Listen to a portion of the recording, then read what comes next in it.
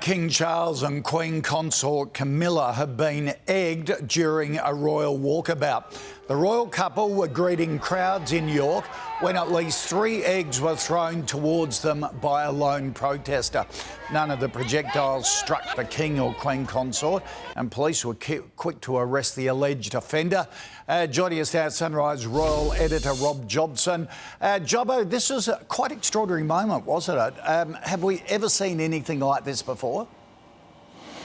A lot of people here haven't. I mean, I have. I was in Dresden in '92 when eggs were thrown at the Queen, and we've had him spray canned at. I was with him when he was in Riga when he had a flower slapped around his face by a protester of the war.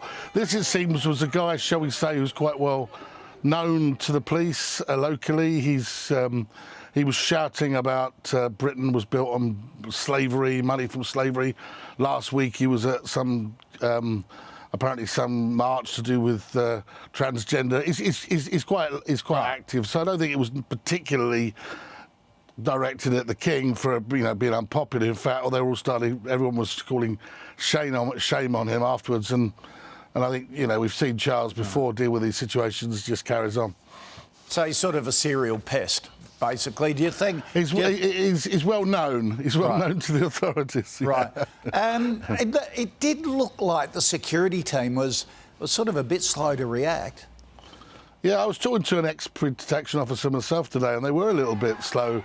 In fact, members of the public were moving on the guy quicker than the police. I mean, there were 4 eggs thrown, Koshi. I mean, if that had been a projectile or other than an egg, if it had been a bit more serious, then that was quite a slow reaction, because, to him to lob in that amount of eggs, it just shows you that time was taken. But I'm sure they'll be reviewing it, because it wasn't a great show, no. No, absolutely.